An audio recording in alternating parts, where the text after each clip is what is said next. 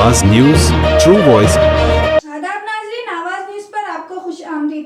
कामारेड्डी जिले के 18वें वार्ड से साबिक म्युनिसिपल काउंसलर हफीज मिर्जा बेग ने आवाम से एक बार फिर हिमायत की अपील की है।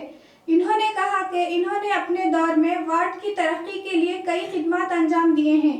अगर आवाम दोबारा एतमाद दे तो मजीद बेहतर खिदमत फराहम करेंगे। इस मौके पर इन्होंने आवाम से कीमती वोट देने की अपील की।